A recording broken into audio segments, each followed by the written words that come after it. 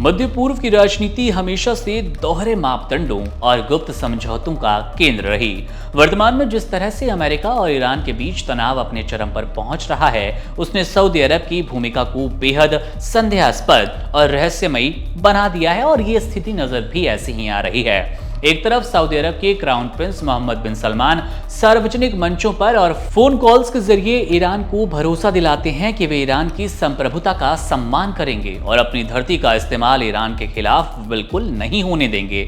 और दूसरी तरफ यही प्रिंस उनके रक्षा मंत्री वॉशिंगटन की बंद कमरों की बैठकों में ईरान पर हमले की पुरजोर वकालत करते हैं। सऊदी अरब का ये दोहरा रवैया उसकी अपनी गहरी असुरक्षा और कूटनीतिक चालाकी को साफ दर्शाता है। दरअसल सऊदी अरब एक तरफ ईरान के साथ सीधे युद्ध के विनाशकारी परिणामों से बचना चाहता है, क्योंकि उसे आयतुल्लाह खामनेई की रणनीतिक ताकत और क्षेत्रीय पकड़ का पूरा अंदाजा है। लेकिन दूसरी तरफ वो चाहता है कि अमेरिका ईरान की कमर तोड़ दे ताकि क्षेत्र में उसका अपना वर्चस्व बना रहे। अब ये सवाल आज पूरी दुनिया में गूंज रहा है कि क्या ईरान के सर्वोच्च नेता आयतुल्लाह खामनेई को मुस्लिम देशों से धोखा मिल रहा है। हकीकत तो ये कि कुछ मुस्लिम देश अपनी सत्ता बचाने के लिए पश्चिमी ताकतों के आगे नाच रहे हैं, उनके इशारों पर सारे काम करने की कोशिश कर रहे हैं।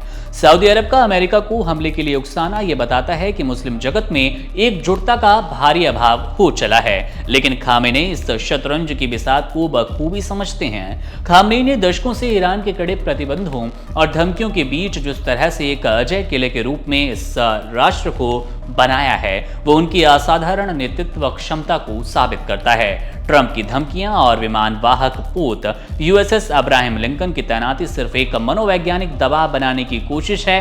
ये बात बखूबी जानते हैं खामेनेई। ट्रंप भी जानते हैं कि ईरान पर हमला करना किसी मधुमक्खी के छत्ते में हाथ डालने जैसा होगा। ट्रंप की नीतियां अक्सर गरजने वाली रही, बरसने वाली नहीं। और जब बात खामेनेई जैसे मंझे हुए और आध्यात्मिक रूप से दृढ़ नेता की आती है, तो ट्रंप के पास कोई ठोस विकल्प ही नहीं बचता। सऊदी अरब जैसे देश जो कि आज पर्दे के पीछे से साजिशें रच रहे हैं, वो भूल रहे हैं कि पश्चिमी देशों का साथ केवल स्वार्थ तक सीमित है। खामेनेई ने ईरान को न केवल सैन्य रूप से आत्मनिर्भर बनाया है, बल्कि एक ऐसा वैचारिक आधार दिया जो कि किसी भी बाहरी हमले को विफल करने की क्षमता रखता है। ट्रंप चाहे कितनी भी बड़ी सैन्य तैनाती कर लें, खामनेई के अड़े इरादों को डिगा नहीं पाएंगे। ईरान के पास जो क्षेत्रीय प्रतिरोध का नेटवर्क है, वो किसी भी अमेरिकी हमले का जवाब देने के लिए तैयार है।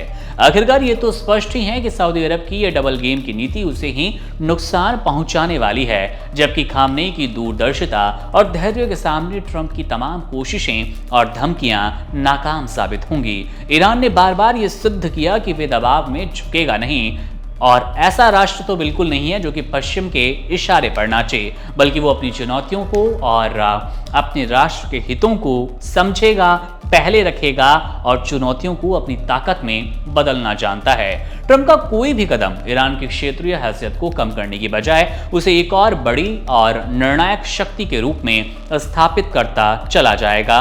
जून 2025 में ईरान का किया गया वो शक्ति प्रदर्शन बार बार इशारा देता है, बार बार संकेत भी देता है कि ईरान इतनी जल्दी हार नहीं मानेगा। खामनेई पीछे हटने वाले बिल्कुल नहीं हैं। Subscribe to One India and never miss an update. Download the One India app now.